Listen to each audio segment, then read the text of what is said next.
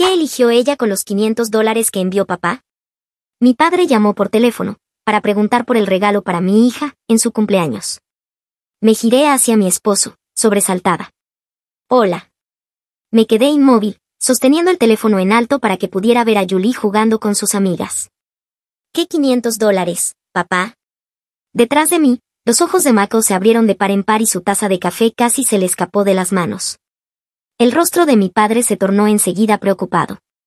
El dinero de cumpleaños, cariño, lo envío cada mes como siempre. Reí nerviosa y confundida. Papá, creo que te has confundido, no has enviado nada. Nosotros lo habríamos agradecido, yo lo habría hecho, gracias. El rostro de mi padre se ensombreció en la pantalla. ¿Confundido, Kale? He estado enviando $500 cada mes durante 2 años, para los niños, para sus cumpleaños, para ropa y todo lo que necesitaban.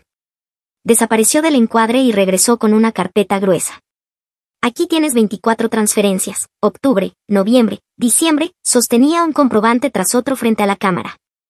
$500 cada mes, número de ruta terminado en 4782. Sentí que el corazón se me detenía.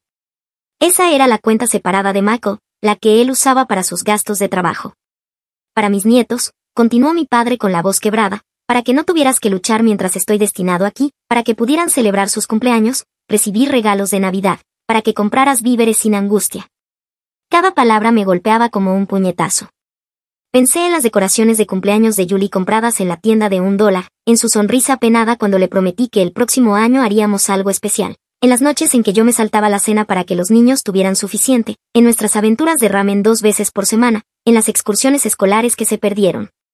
Estoy durmiendo en un cuartel en Kuwait, dijo papá en voz baja, enviando la mitad de mi salario de contratista para que no tuvieras que pasar penurias. Me giré hacia Mako, estaba allí, con el rostro pálido y las manos temblorosas. El café se extendía a sus pies como una confesión. ¿24 meses? Susurré, mientras mi mente calculaba a pesar del shock, $500 cada mes. La habitación empezó a dar vueltas. $12,000, mientras yo vendía el anillo de mi abuela para pagar los útiles escolares de Julie, mientras conducía para Dordas después de acostar a los niños para cubrir las compras, mientras les decía que los cumpleaños caseros eran más especiales, mientras Mako llegaba tarde del supuesto horario extra, con las pupilas dilatadas y nuevas excusas. Has estado robando el dinero de mi padre mientras nuestros hijos pasaban necesidades. El silencio fue ensordecedor, roto solo por las risas de Julie en el patio. Iba a decírtelo, balbuceó Mako. ¿Decirme qué? Grité, que has estado cobrando $500 al mes mientras yo trabajaba en 3 empleos, mientras le decía a Julie que no podíamos comprar un pastel de cumpleaños en la pastelería. Entonces, ¿dónde está? Le arranqué el teléfono. Muéstrame a dónde fueron esos $12,000. Sus manos temblaban al desbloquearlo. Vi los depósitos desde Kuwait, luego los retiros. Cajero automático en un casino, $200. Cajero automático en un casino, $300. Tengo un problema, susurró. ¿Tú recibías $500 cada mes de mi padre mientras yo me saltaba comidas? Dije con la voz helada. Me abrazabas mientras yo lloraba por sentir que estaba fallando a nuestros hijos.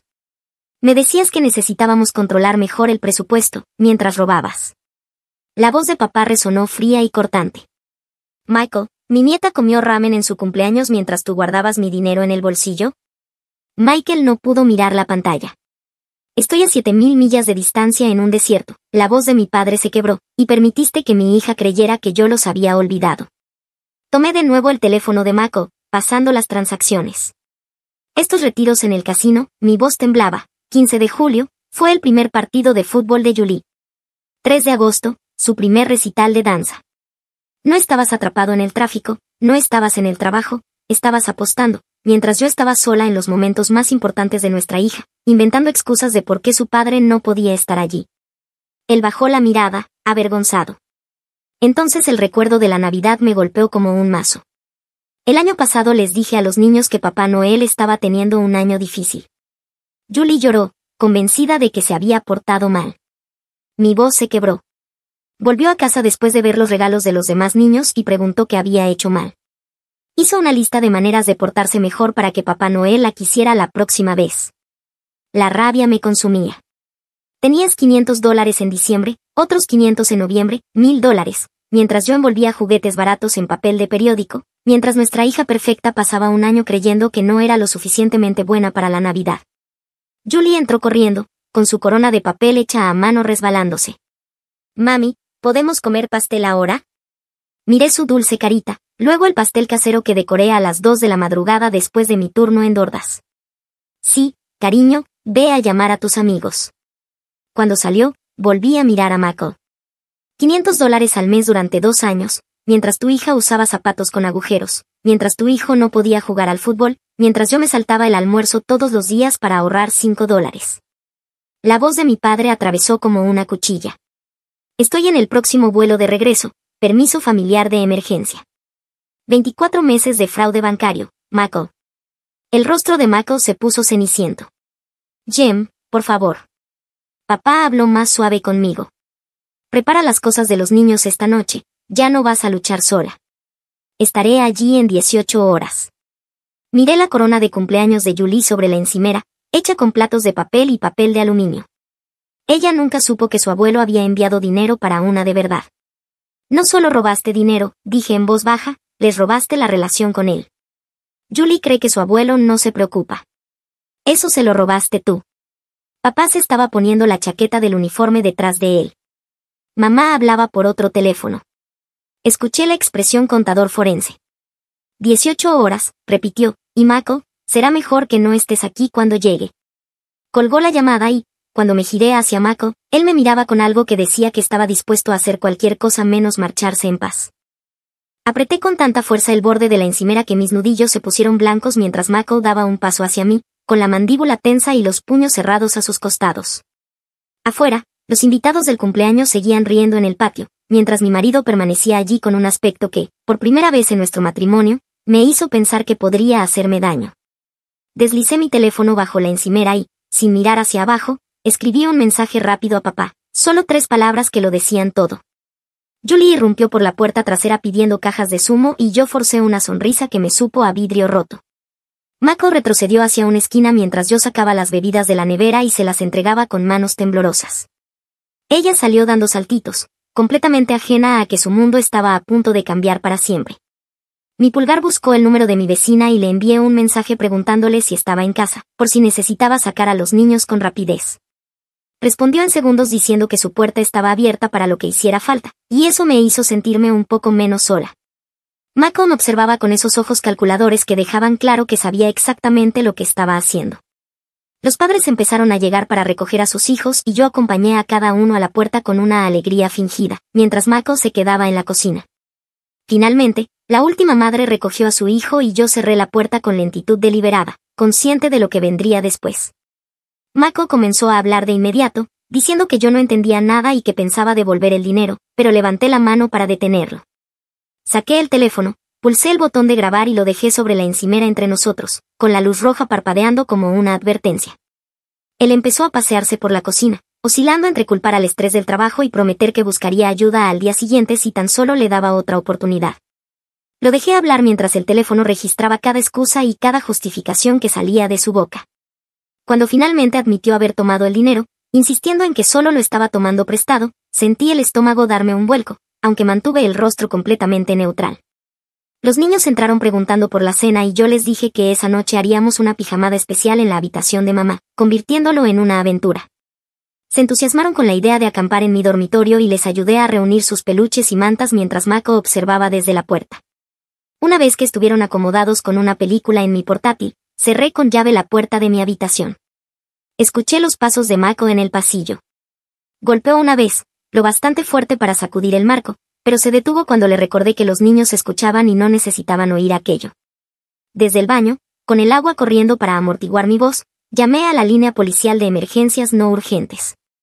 La operadora me escuchó mientras explicaba la situación y me dio un número de informe, asegurándome que un agente podía pasar en patrulla si yo me sentía insegura. Su tono sereno ayudó a estabilizar mis nervios, aunque mis manos no dejaban de temblar mientras anotaba el número de caso. Mi teléfono vibró con un mensaje de papá mostrando los detalles de su vuelo y que aterrizaría a las 2 de la tarde del día siguiente con un coche de alquiler ya reservado. Mamá me escribió aparte. Había contactado a un contador forense especializado en casos de abuso financiero que podía empezar a documentar todo de inmediato.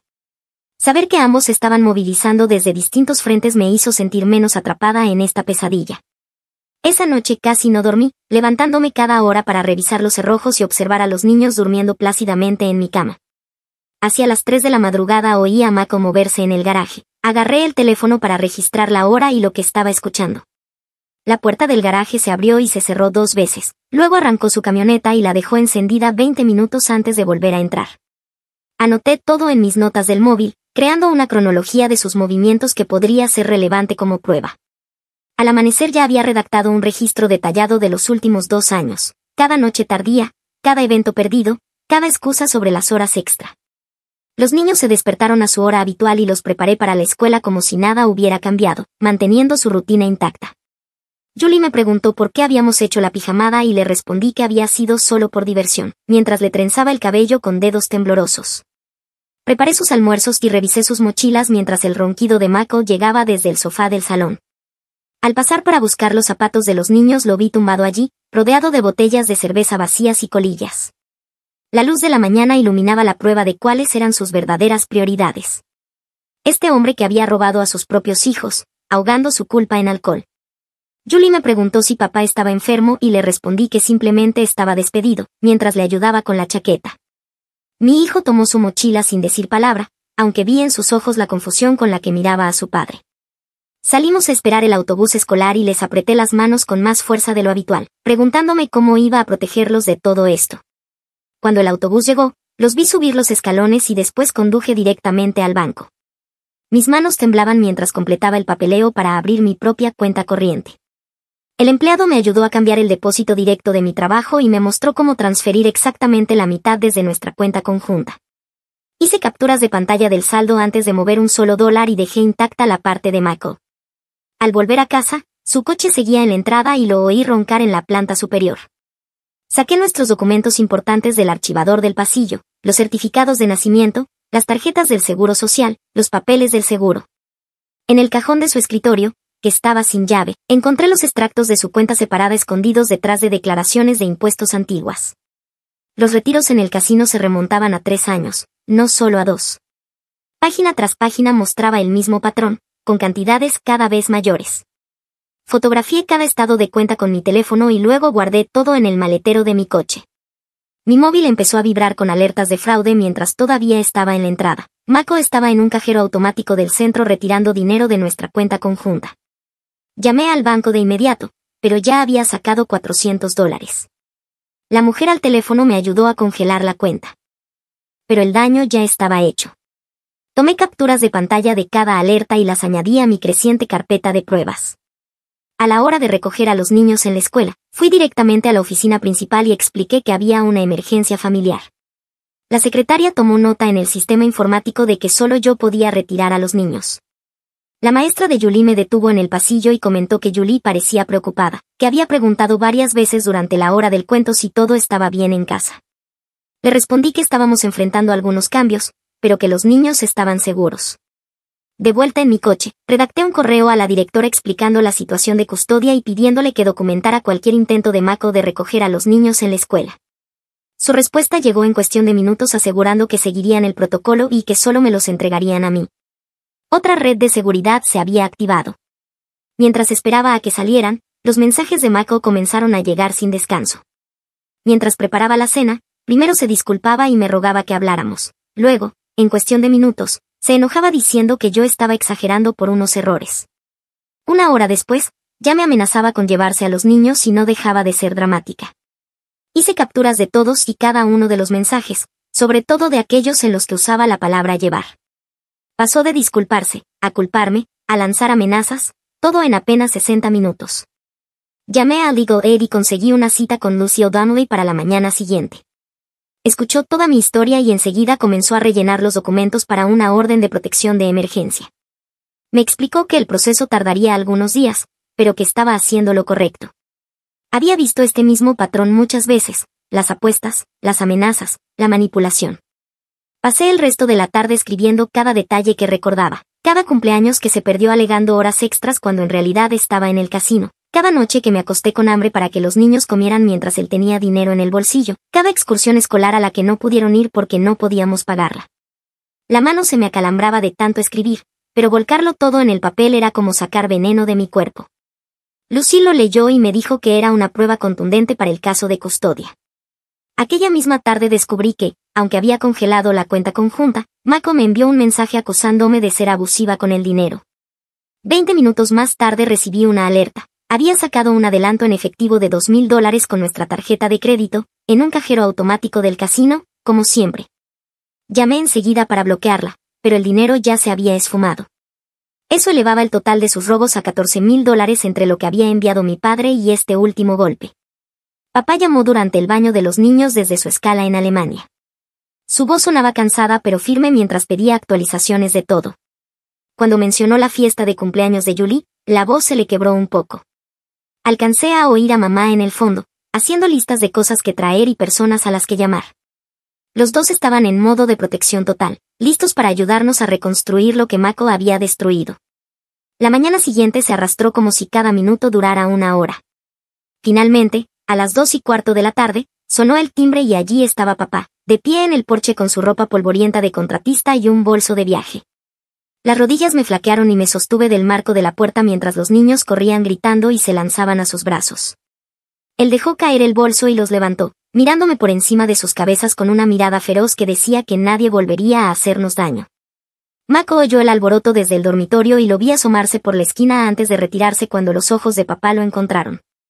Papá sentó a los niños y les dijo que fueran a jugar al jardín un rato, luego caminó directo a la mesa de la cocina y empezó a sacar papeles de su bolso.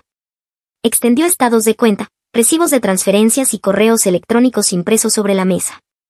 Mako salió al fin y se sentó frente a nosotros. La voz de papá se mantuvo baja y controlada, pero había algo peligroso debajo de cada palabra mientras repasaba uno a uno los pagos, señalando fechas y cantidades.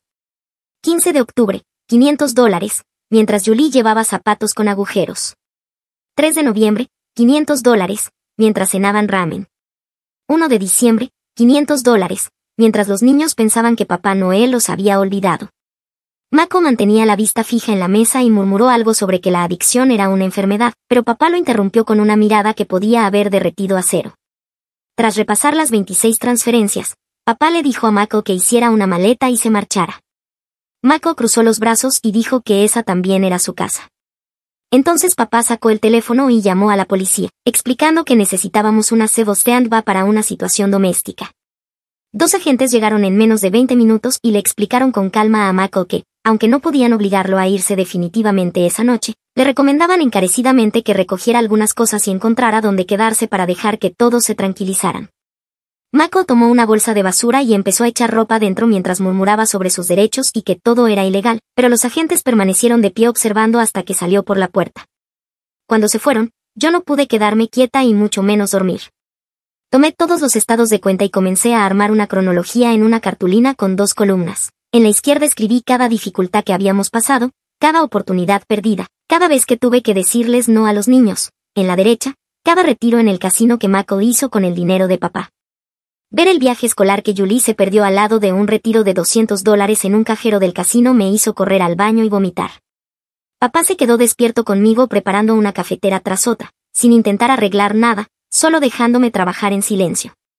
Alrededor de las 3 de la madrugada sonó mi teléfono. Era el contador forense que mamá había contratado, llamando desde la costa este. En la costa este ya eran las 6 de la mañana. Ella había trabajado toda la noche y descubrió que el patrón era aún peor de lo que pensábamos. Los retiros de Mako ocurrían pocas horas después de los depósitos de papá, casi siempre. También encontró 2 transacciones más que habíamos pasado por alto, elevando el total a 26 pagos y $13,000 robados. El robo había comenzado en realidad 2 meses antes de lo que papá nos había dicho, lo que significaba que Mako llevaba aún más tiempo mintiendo y sustrayendo dinero. A la mañana siguiente conduje hasta la comisaría con mi cartel de cronología y 3 carpetas llenas de pruebas para presentar una denuncia por hurto mediante engaño. El detective Marshall Crowe tomó mi declaración, revisó todo con atención y me hizo preguntas sobre fechas y cantidades. Me asignó un número de caso y dijo que me contactaría para los siguientes pasos, aunque me advirtió que estos procesos requieren tiempo para armarse correctamente. 2 días después, el detective Crowe volvió a llamar para darme expectativas realistas. Explicó que, aunque era posible que hubiera cargos penales, el fiscal tendría que decidir si podía probar la intención de engañar, dado que Mako y yo estábamos casados. Me sugirió que me concentrara primero en protegerme a mí y a los niños a través del tribunal de familia y que usara la vía penal solo como palanca si fuera necesario. No era lo que quería escuchar, pero agradecí su honestidad en lugar de darme falsas esperanzas. Esa misma tarde llamé a la escuela y pedí que Julie recibiera orientación psicológica con Genevieve Dupree, una consejera especializada en ayudar a niños que atraviesan traumas familiares. Tenía una cita libre al día siguiente y me aseguró que estaba entrenada para trabajar con técnicas apropiadas para su edad, ayudándola a procesar situaciones difíciles. No le dije a Julie el motivo, solo que hablaría con una señora muy amable en la escuela que ayuda a los niños con sus sentimientos. A la mañana siguiente la acompañé hasta la oficina de la consejera y esperé afuera con el estómago hecho un nudo, preguntándome qué diría mi pequeña. Tras 45 minutos, Genevieve salió con un dibujo que Julie había hecho. Se representaba a sí misma con una gran X sobre su cuerpo y la palabra mala escrita debajo. Me explicó que Julie había interiorizado la culpa por los problemas de los adultos, creyendo que era mala y por eso Papá Noel no le había traído regalos y su padre ya no estaba en casa. La consejera me dio herramientas para tranquilizarla sin abrumarla con detalles, sugiriendo frases simples como, los problemas de mamá y papá nunca son culpa tuya y te amamos siempre, pase lo que pase. El momento exacto en que Mako hizo aquel retiro en el cajero, justo cuando llegaron las alertas de fraude, parecía demasiado conveniente. ¿Estaba vigilando la cuenta todo el tiempo? El modo en que pasó de disculparse, a enojarse, a amenazar, todo en apenas una hora, me hacía pensar que era un patrón practicado de antemano. Aquella noche, mientras los niños dormían, recibí un mensaje de Mako diciendo que aceptaría ir a rehabilitación y hacer terapia familiar si yo retiraba todos los procedimientos legales y le permitía volver a casa de inmediato. La manipulación era tan obvia que me revolvió el estómago, usar la recuperación como moneda de cambio en lugar de asumir la responsabilidad de lo que había hecho. Reenvié el mensaje a Lucille, de Legal Aid, quien respondió en minutos diciendo que era un comportamiento típico de alguien que intenta evadir consecuencias y que debía mantener cero contacto directo en adelante. Esa misma noche, papá se sentó en mi mesa de la cocina con el portátil abierto, investigando leyes de custodia mientras yo daba de cenar macarrones con queso a los niños. Movía la cabeza con indignación y murmuraba que el sistema protegía más a los abusadores que a las víctimas. Cuando los niños se fueron a ver dibujos animados, giró la pantalla hacia mí mostrando caso tras caso de adictos al juego que aún así obtenían derechos de visita. Su mandíbula se tensaba al leer sobre visitas supervisadas y programas de reunificación gradual. Yo sabía que él quería que Mako desapareciera por completo, pero la realidad era que los tribunales rara vez terminaban los derechos parentales sin circunstancias extremas. Pasamos 2 horas repasando diferentes escenarios, marcando contactos de emergencia en mi teléfono y practicando qué hacer si Mako aparecía. Papá descargó aplicaciones de grabación en mi móvil y me enseñó cómo documentar absolutamente todo. A la mañana siguiente Lucille me llamó diciendo que había solicitado la custodia temporal exclusiva y el uso exclusivo de la casa. Me envió 20 páginas de formularios para revisar antes de la audiencia de la semana siguiente. Cada página pedía detalles sobre nuestras finanzas, la situación de vivienda y la conducta de Mako. La sección sobre incidentes domésticos me hizo darme cuenta de cuántas señales de advertencia había ignorado con los años. Lucille me advirtió que, incluso con todo lo que Mako había hecho, probablemente obtendría algún tipo de visita. La sola idea de entregar a mis hijos me revolvía el estómago, pero ella dijo que los jueces casi siempre mantenían algún contacto parental. Me sugirió comenzar un diario para registrar absolutamente todo lo que ocurriera desde entonces. 3 noches después, exactamente a las 10:15, unos golpes en la puerta principal despertaron a toda la casa. La voz de Mako retumbaba a través de la madera, exigiendo ver a sus hijos, arrastrando un poco las palabras. Papá saltó del sofá donde dormía y se plantó junto a la puerta, mientras yo tomaba el teléfono para llamar al 911. La operadora permaneció en la línea mientras Mako seguía gritando sobre sus derechos de padre. Julie bajó llorando las escaleras y yo la cargué de nuevo a su habitación, diciéndole que todo estaba bien aunque el corazón me latía desbocado. La policía llegó en 8 minutos que se me hicieron eternos. 2 agentes hablaron con Mako afuera, mientras otro tomaba mi declaración dentro. Le informaron sobre la orden de protección que Lucille había conseguido y lo advirtieron de que volver significaría un arresto inmediato. Mako discutió con ellos 10 minutos más antes de marcharse finalmente. El agente me entregó un número de caso y me dijo que llamara sin dudarlo si regresaba. Papá se quedó despierto el resto de la noche sentado en una silla frente a la puerta principal. A la mañana siguiente, un cerrajero llegó a las 7 y cambió todas las cerraduras de la casa. Papá supervisaba mientras yo preparaba el desayuno, intentando mantener la normalidad para los niños. Después del almuerzo instalamos un timbre con cámara y luces con sensor de movimiento alrededor de la casa. Papá me mostró cómo revisar la transmisión en mi teléfono y configurar alertas ante cualquier movimiento cerca de las puertas. Esa tarde sentamos a los niños para una charla de seguridad, manteniéndola simple y sin asustarlos. Julie preguntó por qué papá ya no podía usar su llave y yo solo respondí que estaba viviendo en otro lugar por un tiempo. Practicamos nuestras reglas, no abrir nunca la puerta a nadie y permanecer siempre donde mamá pudiera verlos. 2 días después, el Detective Coe llamó solicitando autorización para citar los registros bancarios de Mako y obtener imágenes de vigilancia de 3 casinos distintos. Explicó que estaban construyendo un caso de fraude, pero advirtió que tomaría meses atravesar el sistema. Firmé cada formulario que me envió en menos de 1 hora, desesperada por algún tipo de justicia, aunque llegara lentamente. Mencionó que había hallado evidencia de las apuestas de Mako que se remontaban a 5 años atrás, mucho antes de que papá empezara a enviar dinero. Mientras revisaba el correo acumulado, encontré 3 avisos que no reconocía, provenientes de diferentes compañías de préstamos rápidos, agradeciéndome mis solicitudes recientes.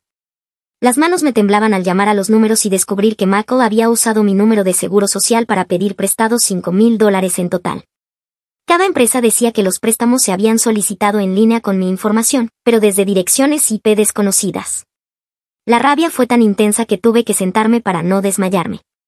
Pasé las siguientes 6 horas en espera con las agencias de crédito, presentando informes una y otra vez, primero con Experian, luego con TransUnion y finalmente con Equifax. La mujer de Experian me dijo que atendía 5 casos similares cada semana y me guió para congelar mi crédito por completo. Presenté denuncias ante la Comisión Federal de Comercio y la policía local, añadiendo aún más documentos a mi carpeta creciente de delitos de Mako. Cada llamada significaba repetir una y otra vez cómo mi esposo había robado a mi padre y usado mi identidad para financiar sus apuestas.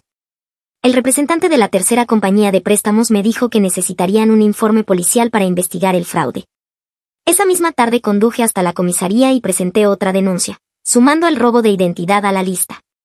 Al día siguiente, Genevieve, de Servicios Infantiles, me llamó con consejos para mantener la estabilidad de los niños en medio del caos. Sugirió conservar sus rutinas exactamente iguales, horas de dormir regulares, comidas previsibles, horarios estructurados. Parecía imposible actuar con normalidad mientras todo se derrumbaba, pero insistió en que los niños necesitaban esa estructura más que nunca durante una crisis. Me dio estrategias concretas: mantener siempre a mano sus comidas favoritas, preservar nuestra tradición de películas los viernes por la noche, seguir yendo al parque cada tarde y leer los mismos cuentos antes de dormir. 4 días después recibí una llamada de alguien llamado Alistair Webb, que se presentó como el nuevo consejero de adicciones de Mako. Explicó que Mako se había inscrito en un programa ambulatorio para la adicción al juego y quería hablar sobre los límites apropiados durante su tratamiento. Ella señaló que la recuperación era un proceso largo, que a menudo requería años, y que la mayoría de las personas recaían varias veces antes de alcanzar estabilidad. Agradeció que yo mantuviera la distancia y dijo que era la decisión más saludable para todos. Confirmó que la terapia familiar no era apropiada hasta que Mako mostrara una recuperación sostenida y yo me sintiera segura participando. Respaldó mi decisión de mantener a los niños alejados durante la fase inicial y prometió enviarme actualizaciones mensuales sobre su asistencia, recordándome que el verdadero cambio exigía tiempo y constancia.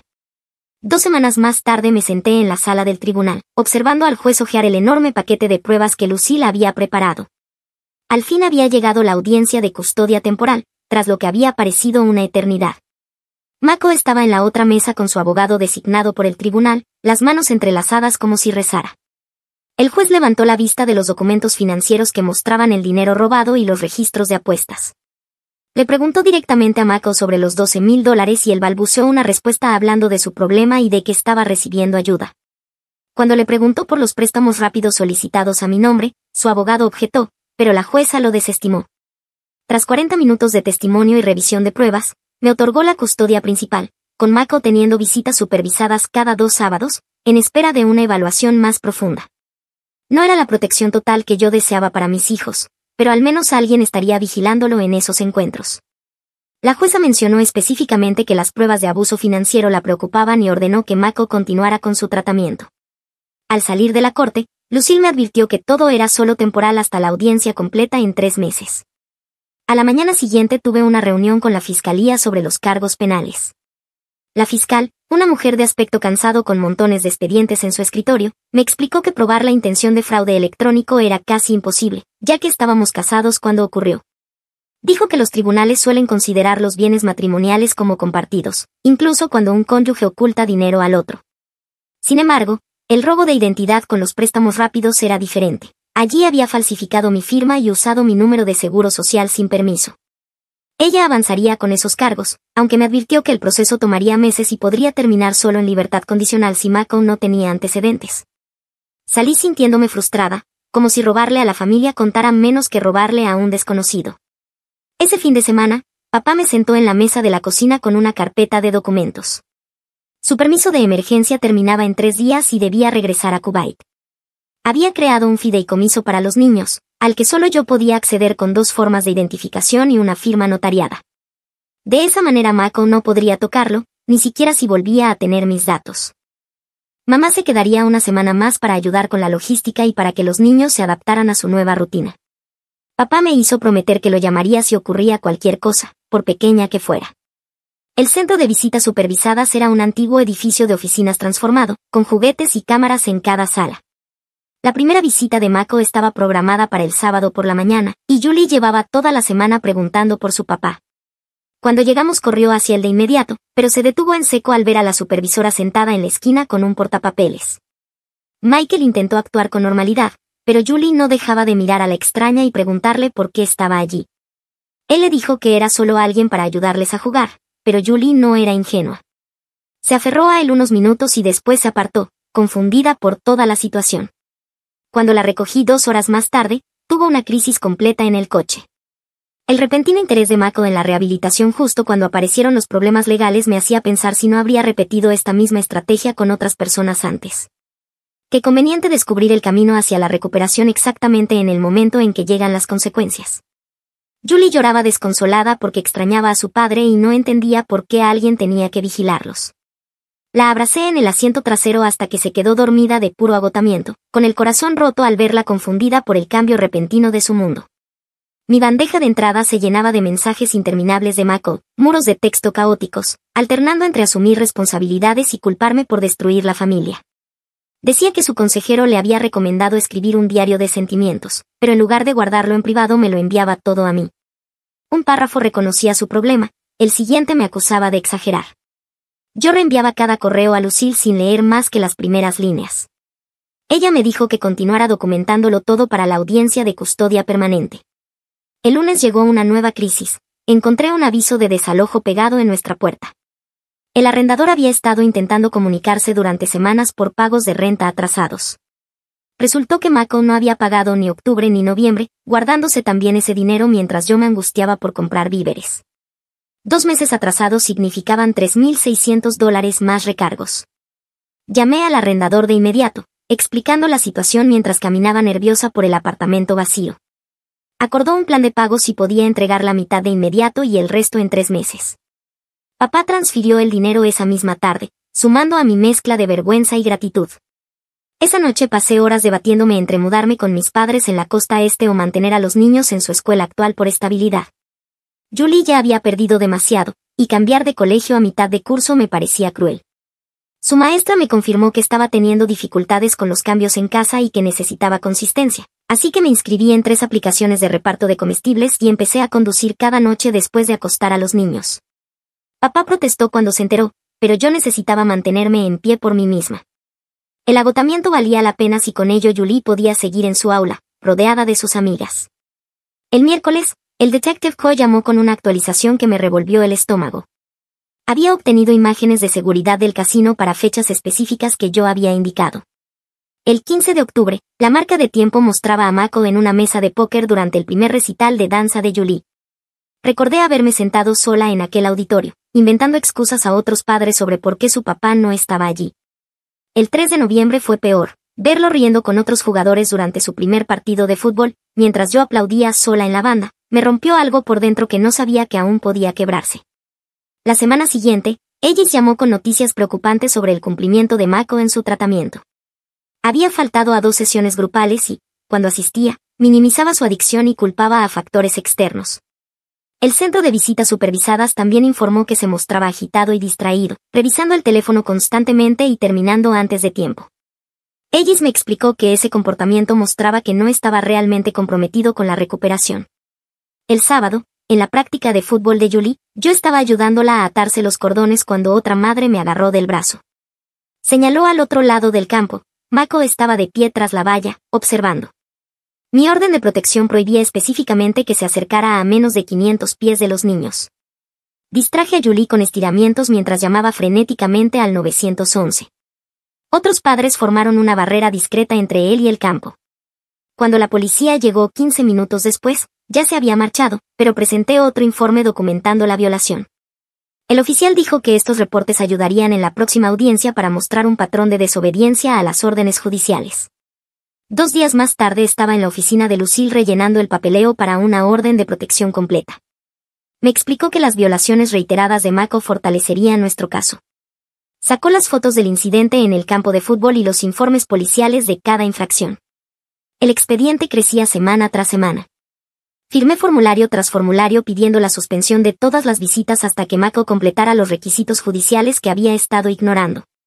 La mano se me acalambraba de tanto escribir la misma información una y otra vez. Lucille fotocopió todo por duplicado y me entregó mis copias en una carpeta manila.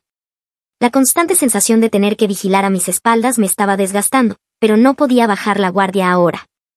Esa noche, Julie tuvo el peor estallido hasta entonces. A la hora de dormir gritó y pataleó contra el colchón, preguntando por qué su papá ya no vivía con nosotros. La abracé con fuerza mientras se agotaba llorando contra mi hombro. Su pequeño cuerpo temblaba con sollozos mientras preguntaba si era su culpa que papá se hubiera ido. Una y otra vez quiso saber, entre hipidos y lágrimas, si su padre aún la quería. La mecí suavemente de un lado a otro, diciéndole que su papá la amaba mucho, pero que por ahora tenía que vivir en otro lugar. Esos eran los momentos que más me hacían odiar a Mako. 3 días después, el juez revisó nuestro caso y concedió una orden de protección parcial que cubría nuestra casa y mi lugar de trabajo. Determinó que Mako aún podía tener visitas supervisadas, pero solo después de completar una evaluación de control de ira. No era la protección total que deseaba, pero al menos reconoció el patrón de violaciones registradas. Lucille me apretó el hombro y me recordó que las pequeñas victorias también contaban. La semana siguiente papá tuvo que regresar a Kuwait por su contrato, pero antes configuró transferencias automáticas a una nueva cuenta fiduciaria exclusiva para las necesidades de los niños. Me enseñó a acceder a ella en línea y me hizo prometer que la usaría únicamente para Julie y su hermano. En nuestras llamadas diarias desde la base podía escuchar el dolor en su voz, disculpándose constantemente por estar tan lejos en medio de todo este desastre. Mamá se quedó 3 días más para ayudarme a organizar nuevas rutinas. Coloreó un calendario con horarios de recogida y planes de comidas y lo pegó en la nevera. Yo cambié mi horario de trabajo para eliminar todos los turnos nocturnos de reparto, de modo que pudiera mantener una rutina de sueño constante para los niños. El dinero era más escaso que nunca sin esas horas extra, pero su descanso importaba más que los $40 adicionales por noche. Comimos pasta 4 noches a la semana y bocadillos de mantequilla de cacahuete cada día para el almuerzo, pero al menos lo hacíamos juntos en la mesa. El detective Co me llamó mientras preparaba macarrones con queso para darme novedades del caso penal. Dijo que los cargos por robo de identidad seguían adelante, pero que el fraude electrónico todavía estaba atascado en la fiscalía. Pude sentir su frustración al explicar que los delitos financieros tardan una eternidad en procesarse, aunque me aseguró que el fraude con los préstamos rápidos era sólido y que ese sí se mantendría. A veces se me olvidaba que podían llegar consecuencias reales para Mako, más allá del divorcio. 2 semanas más tarde, el abogado de Mako envió una solicitud formal de mediación sobre la custodia y los asuntos económicos. La carta proponía reunirnos con un tercero neutral para llegar a un acuerdo sin ir a juicio. Lucille me llamó para discutirlo y dijo que aceptaría, pero con límites estrictos. Llegaríamos por separado, yo entraría primero y Mako esperaría fuera hasta que estuviera sentada. Habría seguridad presente en todo momento y solo se hablaría de los temas aprobados de antemano. El simple hecho de pensar en estar en la misma sala con él me revolvía el estómago, pero sabía que debíamos intentarlo antes del juicio. La mediación tuvo lugar el martes siguiente en una sala gris del centro de la ciudad.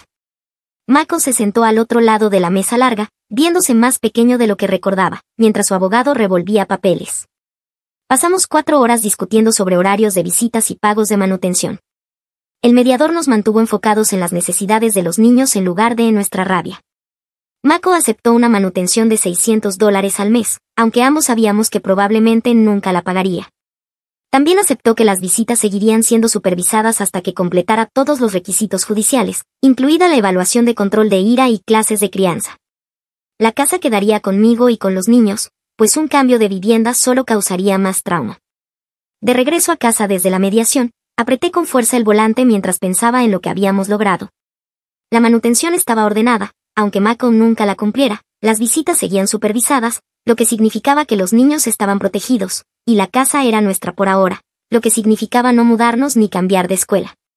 No era justicia por los $12,000 que robó ni por los meses de sufrimiento mientras el dinero de papá terminaba en casinos, pero era estructura y estabilidad, y en ese momento eso era exactamente lo que mis hijos necesitaban. Meses después, el tribunal emitió la sentencia final. Michael fue declarado culpable de fraude de identidad y de apropiación indebida, recibiendo libertad condicional estricta y la obligación de devolver parte del dinero robado. El juez determinó que no volvería a tener la custodia, y que cualquier contacto con los niños solo podría darse bajo supervisión y con informes continuos de su tratamiento. Para mí no era venganza, era justicia. Por fin había un límite claro entre el daño y la protección. Con el tiempo, la vida en casa empezó a recuperar una calma que parecía imposible. Julie volvió a sonreír sin miedo, su hermano jugaba sin preocuparse de discusiones, y yo pude respirar sin la constante presión de vigilar cada puerta y cada cuenta bancaria. Papá regresó de Kuwait en su siguiente permiso y esta vez no hubo secretos. Se sentó en la mesa con sus nietos, y juntos celebramos un cumpleaños lleno de risas, regalos sencillos y, sobre todo, paz. Ese día comprendí que no importaban las pérdidas materiales ni los años de lucha. Lo que de verdad quedaba era nuestra fuerza, nuestra unión y la certeza de que nunca más permitiría que alguien nos arrebatara la dignidad. Porque aunque Mako intentó destruirnos, lo que logró fue encender en nosotros una determinación más fuerte que su adicción. Y ahora, al cerrar este capítulo, sé con certeza que mis hijos crecerán en un hogar donde el amor pesa más que el miedo, y donde cada día nuevo es una victoria. Historia 2. Pensé que ustedes dos estaban intentando tener un bebé, gritó la mejor amiga de mi esposo al salir del baño.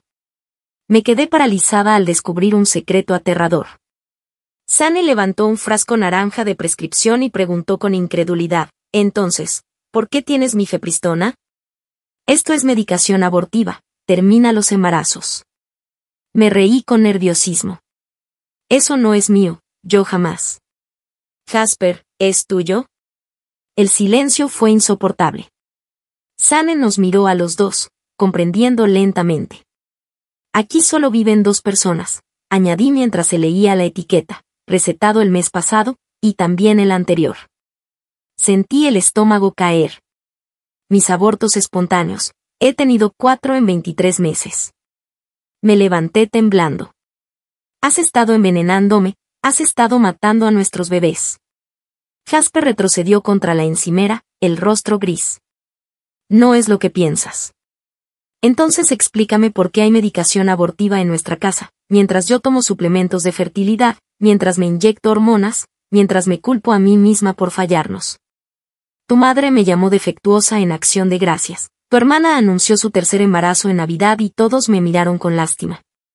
Rechacé un ascenso para reducir el estrés, renuncié al café, al vino, al sushi e incluso a mi medicación para la ansiedad, todo para aumentar las probabilidades. Los médicos dijeron que el estrés podía, intentó justificar. Ni se te ocurra citar a los doctores conmigo, lo interrumpí. Sane permanecía inmóvil. Hice 3 rondas de Clamid que me enfermaron tanto que no podía trabajar. Me inyectaron tinte en las trompas de falopio, ¿sabes cuánto duele eso, Jasper? Mientras tú me envenenabas, yo permitía que los médicos me torturaran para descubrir por qué no podía mantener un embarazo. Les dimos nombre a nuestros hijos, Phoenix, Sage, Índigo, Xavier, yo estaba tejiendo sus mantas mientras tú te asegurabas de que nunca las necesitarían. Las manos de Jasper temblaban, extendiéndose como si él fuera la víctima. El rostro de Sane palideció aún más. Jasper, ¿esto tiene que ver con Sloan? Jasper se quedó blanco. ¿Quién es Sloan?, pregunté. Nadie, solo alguien del trabajo. Te vi salir con ella tarde el mes pasado, lo interrumpió Sane, parecía que coqueteaban, tenía la mano en tu cuello. Jasper comenzó a sacudirse visiblemente. Cuando te pregunté, dijiste que era un proyecto laboral. Te creí, porque nunca pensé que mi mejor amigo sería un infiel.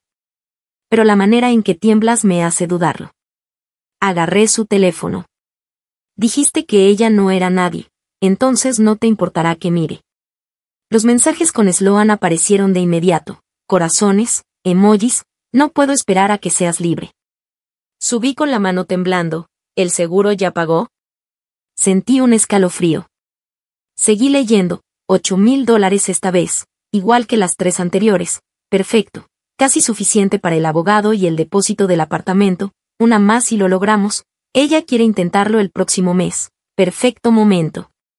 Leí en voz alta, con la voz quebrada, haciendo que sus bebés muertos paguen por nuestro futuro. Las rodillas de Jasper cedieron. Has estado cobrando dinero gracias a nuestros hijos muertos, susurré casi sin aire. Seguro por pérdida de embarazo a través de su trabajo, $8,000 por cada aborto, 32,000 en total. Seguí leyendo mensajes cada vez peores. Le escribiste desde el hospital mientras yo perdía a Índigo, una más y seremos libres. Me tomaste la mano durante las contracciones mientras planeabas el siguiente asesinato. Jamás quise que te doliera así, comenzó Jasper. No quisiste hacerme daño, grité. ¿Y las pruebas de embarazo? Siempre las traías tú, insistías en verme hacerlas. Sabías exactamente cuándo estaba embarazada para empezar a envenenarme. Controlabas el momento de cada pérdida para que no pareciera sospechoso. Le lancé el teléfono. Me dejaste creer que yo estaba rota, permitiste que tu madre sugiriera que merecías una mujer de verdad que te diera hijos, incluso estuviste de acuerdo con ella y luego dijiste que me amarías de todas formas, como si me hicieras un favor. Sane ya tenía el móvil en la mano. Estoy llamando a la policía. Jasper se acercó. Por favor, déjame explicar. ¿Explicar qué? ¿Cómo mataste a nuestros bebés por dinero? ¿Cómo me envenenaste para costear a tu amante? Retrocedí. Yo gasté nuestros ahorros en tratamientos de fertilidad mientras tú cobrabas beneficios por muerte. Lo miré, al hombre que había amado durante 7 años. Cada noche recé por un bebé, cada mañana me inyectaba hormonas que me hicieron engordar 30 libras. Tu respuesta fue decir que ya no era atractiva. La boca de Jasper se movía pero no salió sonido, como si ni él pudiera inventar una mentira tan grande. Sane estaba al teléfono con la policía dando nuestra dirección. Phoenix tendría 2 años ahora, murmuré, Sage estaría caminando, Índigo tendría 3 meses. Pero para ti no eran hijos, eran transacciones, $8,000 cada uno. Se escuchaban sirenas a lo lejos. Jasper se quedó de pie, incapaz de pronunciar una sola palabra. Yo quería ser madre, susurré, y tú lo sabías, me viste destruirme intentando. Las sirenas sonaban cada vez más fuerte. Ya vienen por ti, dije con frialdad, y espero que Sloan haya valido la pena. Vi los ojos de Jasper moverse nerviosos y, antes de darme cuenta, salió corriendo por la puerta trasera. Sane simplemente me sostuvo mientras yo lloraba. De repente la puerta principal estalló y 3 agentes entraron con las manos sobre sus armas. Sane me soltó y yo señalé la puerta trasera, que aún se balanceaba sobre las bisagras. 2 oficiales corrieron por la cocina hacia el patio, mientras el tercero se quedó con nosotros. Todo mi cuerpo temblaba tanto que apenas podía hablar. El agente me preguntaba una y otra vez qué había pasado, pero las palabras no salían bien. Solo seguía señalando el frasco de prescripción sobre la encimera mientras sollozaba. Sane recogió el teléfono de Jasper del suelo y se lo entregó al oficial. La pantalla aún mostraba aquellos mensajes horribles sobre hacer que los bebés muertos pagaran por su futuro. El rostro del agente pasó de la confusión al horror a medida que leía. Sacó la radio y pidió bolsas de evidencia y un equipo de criminalística. Más sirenas se acercaban y pronto entraron paramédicos con sus maletines. Al verme temblar y llorar, comenzaron de inmediato a revisar mis signos vitales. Mi presión estaba en 180/110 y mi pulso en 140. La paramédica dijo que debía ir a urgencias de inmediato. Explicó que haber sido envenenada repetidamente durante casi 2 años podía haber causado daños graves e invisibles. Sane dijo que me llevaría en su coche y me ayudó a levantarme. Mis piernas parecían de gelatina y tuve que apoyarme en él para caminar. El oficial comentó que detectives se reunirían con nosotros en el hospital para tomar mi declaración. Afuera ya había 4 coches patrulla con las luces encendidas y los vecinos en sus porches mirando. Vi a la señora Henderson de al lado con la mano sobre la boca. Sane me ayudó a subir a su coche y condujimos al hospital en silencio, rotos solo por mis sollozos. En urgencias me pasaron directamente adentro. Cuando Sane explicó lo del envenenamiento, los ojos de la enfermera de triaje se abrieron de par en par al escuchar la palabra mifepristona. Me asignaron una sala y un médico llegó a los pocos minutos. Le conté todo, los 4 abortos espontáneos, el hallazgo de la medicación abortiva, como Jasper me había estado dosificando sin que yo lo supiera. Ordenó análisis de sangre, de orina, pruebas de función hepática y una ecografía para descartar daños internos. Una enfermera me sacó lo que parecían 20 tubos de sangre, otra tomó fotos para evidencias, mi rostro, mis brazos llenos de marcas de agujas por los tratamientos, y mi vientre hinchado por las hormonas. Dijeron que todo quedaría documentado para el informe policial. Podía escuchar a Sane en la sala de espera hablando por teléfono. Luego me contó que llamó al trabajo para decir que estaba enfermo y escribió a nuestro grupo de amigos sobre lo ocurrido. Repetía que debió haber dicho algo cuando vio a Jasper con Sloan, la culpa lo estaba destrozando. Entre pruebas lo vi derrumbado. Tras 2 horas, un detective llegó a mi habitación. Se presentó como Lionel McAllister, el investigador principal, un hombre alto de mirada penetrante. Sacó su portátil y comenzó a teclear mientras yo relataba todo desde el inicio, como habíamos intentado tener un hijo durante casi 2 años, los 4 abortos que me destrozaron, los tratamientos de fertilidad que consumieron nuestros ahorros, el frasco encontrado, los mensajes sobre el dinero del seguro, la huida de Jasper cuando llegó la policía. McAllister hizo preguntas detalladas sobre fechas, médicos, recibos. Me dio su tarjeta con su número personal y dijo que necesitaban mi consentimiento para registrar la casa. Firmé de inmediato. Explicó que recogerían todo lo de la cocina y cada medicamento. Me aseguró que ya habían emitido una alerta por el coche de Jasper y congelado sus cuentas y tarjetas, que no llegaría lejos.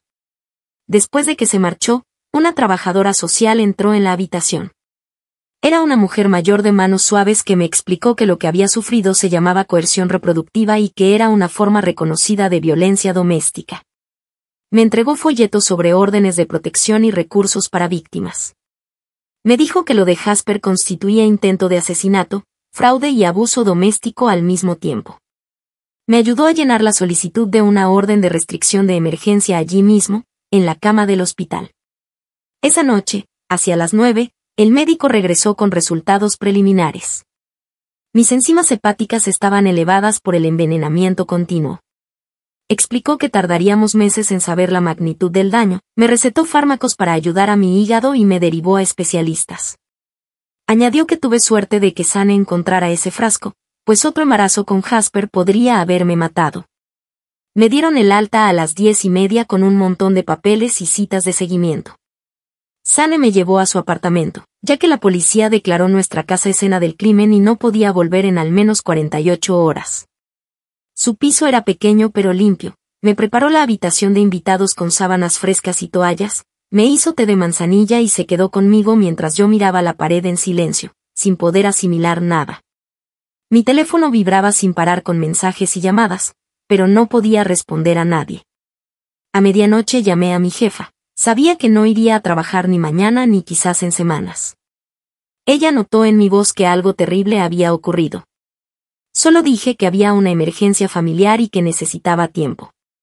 Me respondió que tomara todo el que hiciera falta y que Recursos Humanos enviaría el papeleo para una baja médica. Colgué y me quedé sentada en el sofá de Sane, perdida, hasta que el sueño me venció alrededor de las 3 de la madrugada. Me desperté unas horas más tarde, todavía incrédula de que todo aquello fuera real. Mi primer pensamiento fue que quizá todo había sido una horrible pesadilla, pero al ver la pulsera blanca del hospital aún en mi muñeca, de cuando me habían hecho pruebas, la realidad me golpeó de nuevo. Apenas logré llegar al baño de Sane antes de vomitar. Me quedé en el suelo frío de azulejo casi una hora, entre arcadas secas y llanto, hasta que ya no quedó nada. Sane golpeó suavemente la puerta y me trajo agua y una toalla húmeda, pero ni siquiera podía mirarlo de la vergüenza por derrumbarme así. Mi teléfono sonó alrededor de las 9. Al ver que era un número oculto, dudé en contestar, pero algo me hizo responder. La voz serena del detective me dijo que habían encontrado el frasco de prescripción en nuestra casa y registros que mostraban que Jasper obtenía reposiciones en 3 farmacias distintas con médicos diferentes. Añadió que la aseguradora ya había abierto una investigación propia por fraude y seguramente querrían hablar conmigo. Al colgar, recordé que tenía una cita de fertilidad esa tarde, llamé a la clínica para cancelar y, al explicar el motivo, la enfermera se quedó en silencio antes de transferirme a otra persona. Era del departamento legal y me informó que iban a marcar mi expediente de inmediato, que facilitarían todos mis registros médicos al caso penal y me preguntó si ya tenía abogado. Ni siquiera lo había pensado. Al mediodía volvió a sonar el teléfono. Era Alicia Mead, del departamento de seguros de mi empresa. Aunque su voz era profesional, percibía el asombro detrás. Me pidió una declaración grabada sobre los reclamos por pérdidas de embarazo. Pasé 40 minutos repasando cada aborto, las fechas y el dinero que se había pagado. Ella iba escribiendo todo y, aunque intentaba mantenerse neutral, repetía frases como lo siento mucho y esto es increíble. Después de esa llamada, abrí mi portátil y revisé los extractos bancarios. Necesitaba ver la prueba con mis propios ojos. Allí estaban los depósitos, $8,000 apareciendo en nuestra cuenta conjunta tras cada aborto y transferidos de inmediato a otra cuenta solo a nombre de Jasper. Las fechas coincidían exactamente con cada pérdida. Tomé capturas y las envié al detective y a mí misma. El teléfono volvió a sonar, era la madre de Jasper. Dudé, pero contesté. Ni siquiera me dejó saludar antes de empezar a gritar, acusándome de arruinar la vida de su hijo con mis mentiras e histerias, de cómo me atrevía a involucrar a la policía en un asunto privado. Me llamó inestable y aseguró que Jasper estaría mejor sin mí.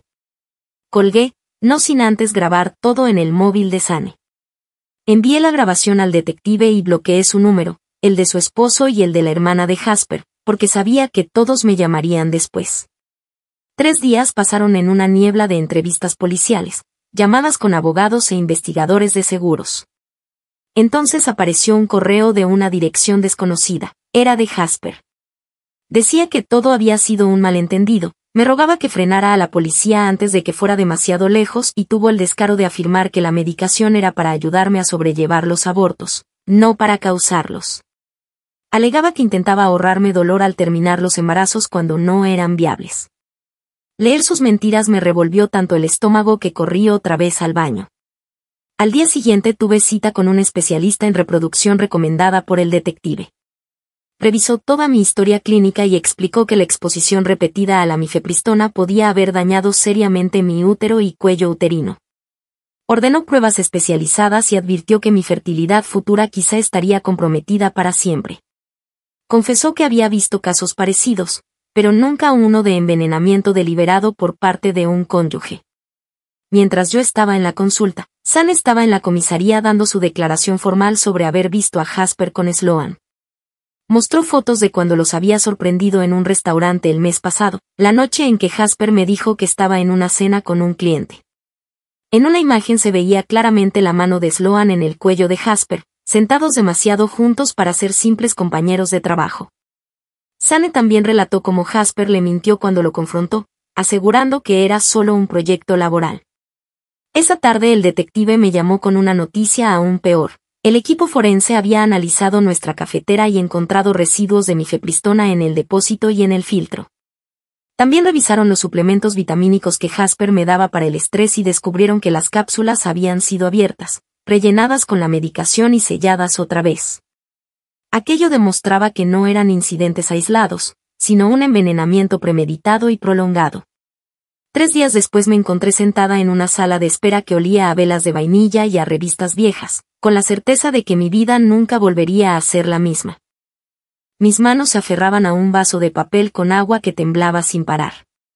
La puerta del despacho se abrió y una mujer de cabello gris recogido en un moño pronunció mi nombre. Elise Meredith tenía una oficina llena de plantas y sillones blandos en los que te hundías al sentarte. Me escuchó mientras le contaba todo, desde el frasco de prescripción hasta la cafetera. Cuando terminé, se inclinó hacia adelante y pronunció las palabras que necesitaba oír, lo llamó intento de asesinato, no solo traición. Pasamos el resto de la hora elaborando un plan de seguridad con pasos concretos, como cambiar cerraduras y conseguir un nuevo número de teléfono. Mis manos dejaron de temblar cuando escribió el número de la línea de crisis y me hizo prometer que llamaría si volvía a sentirme insegura. A la mañana siguiente el detective me pidió acudir a la comisaría. Habían recuperado imágenes de seguridad de la nube, un respaldo que ni recordaba. Las fechas mostraban a Jasper llegando con bolsas de farmacia el 15 de enero, 3 de marzo, 20 de mayo y 8 de julio. Cada fecha coincidía exactamente 2 días antes de que perdiera un bebé. Lo peor fue ver las grabaciones de la cocina. Jasper mezclando polvo blanco en mi batido matutino mientras yo aún dormía, removiendo con cuidado, lavando la cuchara y luego llevándomelo con un beso en la frente. El detective tuvo que pausar el video cuando corría a vomitar en la papelera de la sala. Me ofrecieron galletas y refresco de jengibre mientras explicaban que habían hallado más pruebas en sus dispositivos. Usaba aplicaciones de mensajería encriptada con Sloan e intentaba borrar todo desde que lo confronté. El equipo forense trabajaba en recuperar los archivos, pero dijeron que tardaría semanas. El detective tomó nota de cada detalle mientras yo sentía que toda mi vida se había convertido en evidencia. Esa misma semana empecé a buscar apartamentos porque no podía dormir en aquella casa.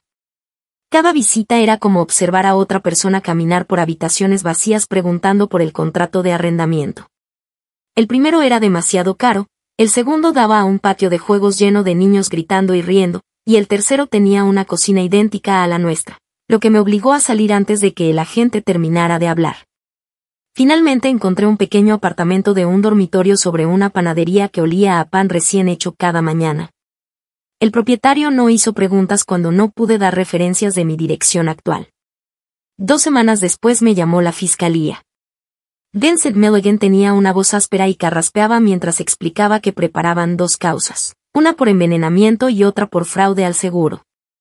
Dijo que las pruebas eran sólidas, pero me advirtió que el proceso tardaría meses o más, y que tendría que testificar, reviviendo todo frente a extraños que juzgarían si mi dolor era lo suficientemente real para hacer justicia. Me dio el contacto de una defensora de víctimas y añadió que la llamara si necesitaba algo, aunque ambos sabíamos que lo único que yo quería era imposible de recuperar. Al día siguiente llegaron los papeles del divorcio. El abogado de Jasper alegaba que yo sufría un colapso mental y hacía acusaciones falsas. ¿Qué clase de persona documenta su propio crimen con tanto detalle? Las grabaciones de Jasper mezclando polvo en mis batidos mientras yo dormía lo decían todo. ¿Se olvidó de las cámaras o simplemente creyó que nunca lo atraparían? Los documentos reclamaban control sobre nuestros bienes, asegurando que yo estaba demasiado inestable para manejar decisiones financieras. Mis manos temblaron de rabia al leer cómo me acusaba de delirios, cómo aseguraba que todo era fruto del dolor, incluso insinuando que necesitaba una evaluación psiquiátrica antes de avanzar con el divorcio. Sentí el peso de esas hojas como si fueran prueba de que aún intentaba destruirme desde la cárcel. Ese mismo día contraté a Cyrus McQueen después de llamar a 6 abogados que rechazaron el caso por su complejidad. Me costó más de 3 meses de sueldo, pero me prometió luchar contra cada mentira que Jasper propagara. Lo primero que hizo fue solicitar una orden de protección y congelar nuestras cuentas conjuntas para impedir que Jasper las vaciara. Me pidió escribir cada recuerdo mientras él tomaba notas en un cuaderno amarillo. Al terminar, me miró por encima de las gafas y dijo que enterraríamos a Jasper en los tribunales. La semana siguiente Recursos Humanos me envió los formularios de baja médica. Mi jefa me llamó con una voz cautelosa, como temiendo que me quebrara. Dijo que tomara todo el tiempo necesario, aunque ambas sabíamos que mi evaluación de desempeño se acercaba. La promoción que había rechazado para reducir el estrés se sentía como otra cosa que Jasper me robó. Llené los formularios en la mesa de mi nueva cocina, escribiendo emergencia médica familiar como motivo, porque no existía una casilla que dijera mi esposo asesinó a mis bebés. 3 semanas después de mudarme, me crucé con Sloan en el supermercado. Compraba pruebas de embarazo. La ironía me dio ganas de gritar, pero en su lugar saqué mi teléfono y comencé a grabar. Se acercó, tuvo el descaro de tocarme el brazo y decir que no sabía nada de lo que hacía Jasper. Su voz era aguda y falsamente dulce mientras aseguraba que estaban juntos pero que pensaba que yo lo sabía. Dijo que Jasper le contó que nuestro matrimonio era solo fachada, que teníamos un acuerdo. Hablaba sin parar mientras yo grababa, admitiendo que llevaban 8 meses de relación y que él prometió dejarme después de las fiestas. Cuando finalmente vio el teléfono, su rostro se puso blanco y prácticamente huyó hacia su coche. Al día siguiente recibí los resultados de sangre. La doctora explicó que aún había metabolitos de mifepristona en mi organismo 5 semanas después del último envenenamiento, prueba clara de exposición repetida y acumulada. Añadió que la documentación sería crucial en el caso penal y me preguntó si quería una derivación a consejería. Casi solté una risa amarga. Ya veía a Elise 2 veces por semana y aún así no bastaba para comprender nada de esto. Pasaron 2 semanas en un torbellino de entrevistas policiales y pruebas médicas hasta que recibí la llamada. La voz del detective era plana cuando me dijo que habían detenido a Jasper por una luz trasera rota a 3 estados de distancia. Vivía en su coche, no se había afeitado en días y rompió a llorar cuando lo esposaron. La foto de arresto que me enviaron mostraba a alguien que apenas reconocía, ojos vacíos, ropa arrugada y manchada, un reflejo de lo que quedaba del hombre que alguna vez llamé mi esposo. Me quedé mirando esa foto durante 1 hora, esperando sentir algo distinto de vacío. Sane me preguntaba si estaba bien, pero no podía responder porque ni yo lo sabía. La audiencia de fianza ocurrió 3 días después, en una sala que olía a café viejo y limpiador de pisos. La madre de Jasper se sentó en la primera fila, con su vestido de iglesia, lanzándome dagas con la mirada. Cuando el juez fijó la fianza en $200,000, ella se levantó y extendió un cheque sin dudar. Más tarde el alguacil me dijo que había refinanciado su casa. El juez aprobó mi orden de alejamiento, pero yo sabía que un papel no detendría a Jasper si realmente quería hacerme daño. Su madre me acorraló en el pasillo después, susurrando con veneno que estaba destruyendo la vida de su hijo por nada. Caminé lejos sin contestar, porque ¿qué podía decirle a una mujer que pensaba que envenenar bebés era nada? La semana siguiente, Elise me sugirió asistir a un grupo de apoyo por pérdida de embarazo que se reunía en el centro comunitario los martes. Me senté en ese círculo de sillas de plástico 20 minutos antes de poder hablar. Cuando por fin pronuncié en voz alta lo que Jasper había hecho, la sala quedó en silencio absoluto. Una mujer comenzó a llorar y otra me tomó la mano. Me creyeron sin dudar, algo que no podía decir de la mayoría. Al terminar, 3 de ellas me dieron sus números y me dijeron que las llamara cuando quisiera. Los guardé en mi teléfono, aunque aún no podía decidirme a usarlo. El detective me llamó 4 días después, mientras hacía compras. Habían obtenido los registros del teléfono de Sloan, cientos de mensajes con Jasper sobre el dinero del seguro. Ella lo sabía todo desde el principio y lo ayudó a planear cada envenenamiento. La fiscalía le ofreció un acuerdo para testificar contra él y lo aceptó de inmediato. No hay lealtad entre asesinos. Tuve que abandonar el carrito en el pasillo de cereales y quedarme 1 hora en mi coche para asimilarlo. A la mañana siguiente entré a mi cafetería habitual por primera vez desde todo aquello. Una mujer embarazada pedía en la barra, la mano sobre su vientre redondo. El pecho se me apretó, el aire desapareció, las paredes parecían cerrarse y la vista se oscureció en los bordes. Tropecé hasta el coche y usé los ejercicios de respiración que Elise me enseñó, contar 4 al inhalar, sostener 4, soltar 4. Tardé 15 minutos en poder conducir de regreso. Esa tarde mi abogado, Vincent, me llamó con noticias que me hicieron gritar de rabia. Jasper afirmaba que la mifepristona le había sido recetada por un médico para una supuesta condición rara masculina. Una completa mentira. Pasamos 6 horas revisando cada historial médico mío de los últimos 3 años. Ni una sola prescripción de ese fármaco existía en mis archivos. Vincent dijo que necesitaríamos citar judicialmente los registros médicos de Jasper para demostrar que mentía. Al día siguiente me llamó Alicia de la aseguradora. Su voz era estrictamente profesional. Estaba negando las 4 reclamaciones presentadas por Jasper y exigían la devolución de $32,000 más intereses. Además presentarían cargos criminales por fraude, hasta las últimas consecuencias, aseguró. Pensé, que enfrente las consecuencias desde todos los frentes. Una semana después, Sane me llevó de regreso a la casa para empacar mis cosas. Había estado quedándome con él desde aquella primera noche, pero no podía retrasarlo más. Apenas puse un pie en la cocina, mi cuerpo entero comenzó a temblar. Allí me había envenenado cada mañana, mezclando el fármaco en mis batidos prenatales mientras besaba mi frente. Vomité en el fregadero mientras Anne me frotaba la espalda. Tomamos ropa y papeles importantes y dejamos el resto. No soportaba estar en aquellas habitaciones donde había sido tan feliz y tan ingenua. Esa noche mi teléfono estalló en mensajes de gente que creía amiga. Jasper había publicado en redes sociales que yo tenía un colapso mental e inventaba mentiras horribles. Algunos lo creyeron y me enviaron textos diciendo que necesitaba ayuda. Otros solo querían morbo, pidiendo detalles como si fuera entretenimiento. Cerré todas mis cuentas después de leer un comentario que decía, obviamente miente, ningún esposo haría algo tan malvado.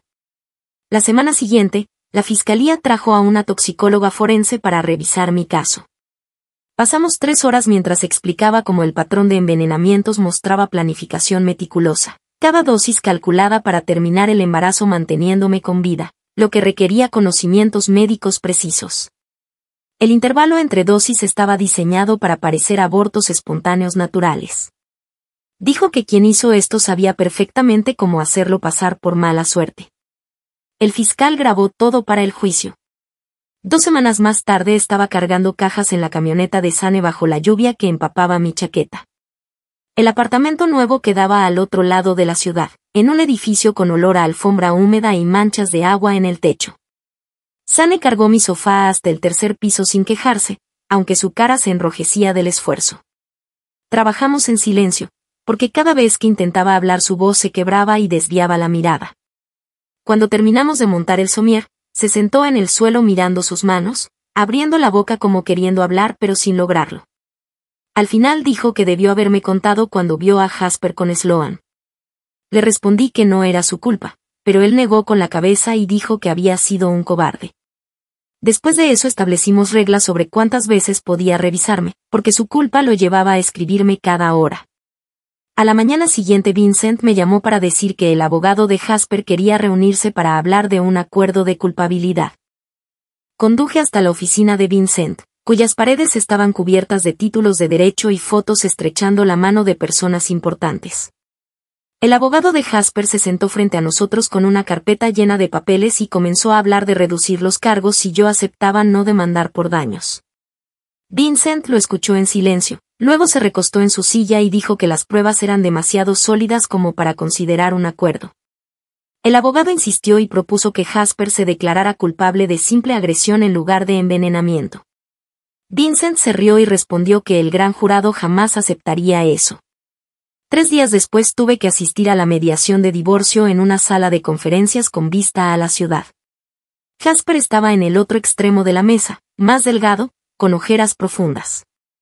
Su abogado comenzó a leer notas preparadas sobre cómo dividir los bienes matrimoniales y, acto seguido, afirmó que, como yo ganaba más que Jasper, debía pagarle manutención. Cyrus, mi abogado, se levantó tan rápido que su silla golpeó contra la pared. Ese gesto bastó para dejar claro su enojo. ¿Cómo podía alguien sugerir que la víctima debía mantener a su envenenador? Sacó declaraciones de impuestos que mostraban que solo en los últimos 2 años yo había ganado más, mientras Jasper había sido el principal proveedor durante 5 años antes de eso.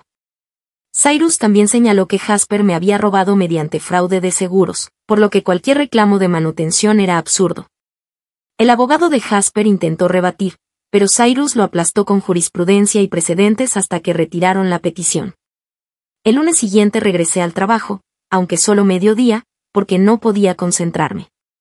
Cometía errores en informes que había hecho cientos de veces, y mi supervisora me encontró llorando en el baño después de enviar un correo equivocado a toda la lista de clientes. Me dijo que tomara el tiempo que necesitara y que todos entendían lo que estaba pasando, pero yo sabía que mi carrera estaba prácticamente arruinada. Mis manos temblaban al teclear y olvidaba lo que hacía en medio de proyectos simples.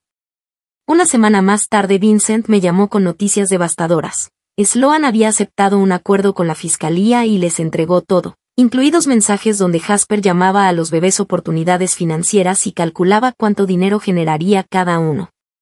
Mostró textos en los que planeaba exactamente cuándo darme la medicina según mi ciclo, correos donde hablaban de apartamentos y cómo usar el dinero del seguro para depósitos y muebles. Sloan incluso tenía grabaciones de llamadas donde Jasper reía porque yo me culpaba de los abortos. Vincent dijo que su testimonio era demoledor y prácticamente garantizaba una condena. El peor día llegó cuando tuve que ir a la fiscalía a identificar pruebas.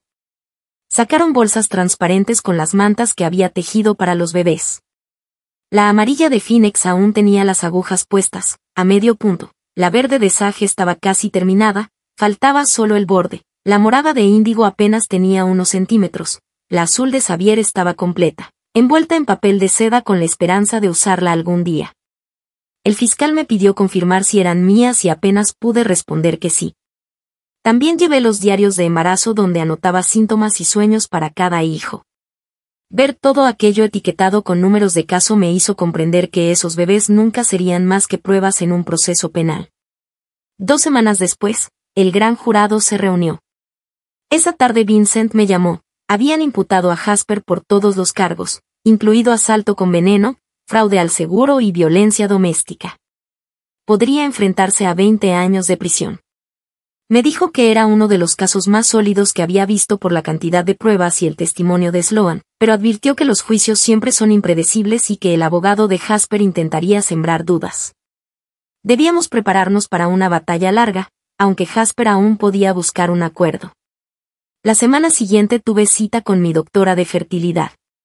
Ordenó varias pruebas para evaluar el daño causado por el fármaco.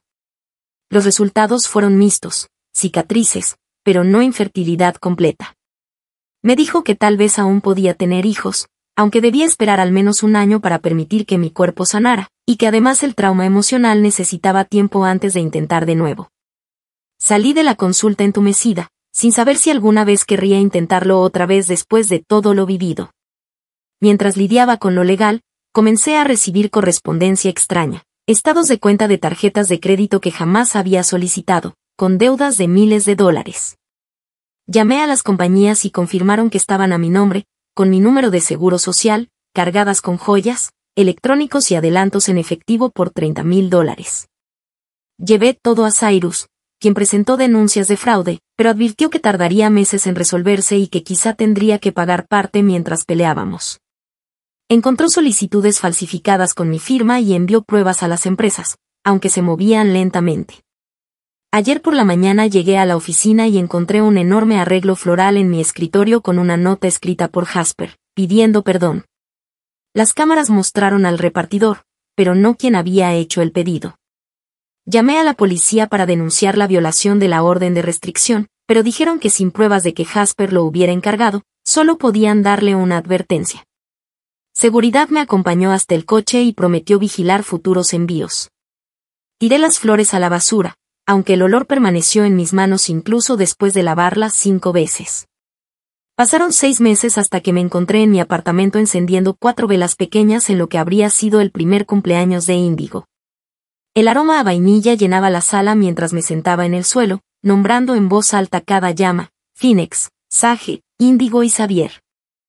Mis manos temblaban al encender la última vela, pero logré cantar feliz cumpleaños sin derrumbarme del todo.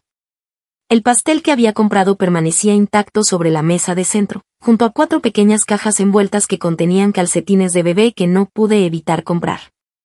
Apagué cada vela una por una y susurré sus nombres en el humo. Las escrituras de divorcio llegaron 2 semanas después, y mi abogado me explicó que, debido a los delitos de Jasper, nuestro acuerdo prenupcial se aplicaba con fuerza. Me quedaba con la casa, los 2 coches, los ahorros y las cuentas de retiro, mientras él cargaba con más de $40,000 en honorarios legales y nada más. En los papeles aparecía su firma temblorosa, hecha desde la cárcel del condado. Yo firmé la mía con trazo firme y luego cambié las cerraduras, aunque él no podía salir de allí de todas maneras. 3 meses después me senté en una sala helada del tribunal esperando testificar ante el gran jurado. Me hicieron describir cada aborto espontáneo con detalle, mientras Jasper estaba a 6 metros de mí con su uniforme naranja, observándome. Su abogado me interrumpía una y otra vez con preguntas sobre fechas y horarios, intentando hacerme ver confundida o como si mintiera. Saqué mi diario, donde había escrito todo, y leí palabra por palabra, los calambres, la hemorragia, las visitas a urgencias, los legrados. Cuando preguntó si quizá los abortos habían sido naturales, señalé el frasco de medicamentos como prueba y le pedí que explicara por qué había medicación abortiva en mis vitaminas prenatales. El gran jurado emitió la acusación en todos los cargos en menos de 1 hora. La semana siguiente me reuní con Elise en su despacho para redactar mi declaración de impacto como víctima para la sentencia. Tenía pañuelos listos y una grabadora para que hablara cuando mis manos se volvían demasiado temblorosas. Nombré a cada bebé y describí el cuarto infantil que había empezado a planear 4 veces. Hablé de la ropa diminuta que había escondido en el armario y que aún no podía donar. Mencioné las estrías en mi vientre, prueba de que esos embarazos fueron reales aunque Jasper intentara borrarlos. Practicamos hasta que pude leer la declaración sin romperme la voz. Un mes después Vincent me llamó con la noticia del acuerdo: 5 años de prisión con posibilidad de libertad condicional en 3. Lancé el teléfono contra la pared al escucharlo. Vincent explicó que, tratándose de un caso de envenenamiento donde las víctimas técnicamente nunca respiraron a los ojos de la ley, era un buen resultado. Yo grité que eran bebés reales para mí y colgué. La audiencia de sentencia se celebró 2 semanas después en una sala repleta. Leí mi declaración mientras la madre de Jasper sollozaba de forma dramática y su hermana me fulminaba con la mirada. El juez asintió y dijo entender mi dolor, pero debía respetar el acuerdo aceptado por la fiscalía. Jasper se levantó y murmuró algo sobre estar arrepentido, pero el juez lo interrumpió y le ordenó callar. Salí sintiéndome vacía mientras su familia gritaba que yo había arruinado su vida. Esa misma semana mi abogado presentó la demanda civil por daños emocionales y agresión, advirtiéndome que tardaría años y que probablemente nunca vería un centavo de alguien encarcelado. Firmé de todos modos, porque quería que quedara registrado para siempre lo que había hecho. La aseguradora actuó más rápido, ganó su propia demanda y obtuvo $50,000 en reembolsos e intereses, deuda que Jasper cargaría al salir. Su abogado lo llamó un caso ejemplar de fraude al seguro y prometió embargarle cualquier salario futuro. Era un consuelo pequeño cuando mis brazos seguían vacíos cada noche.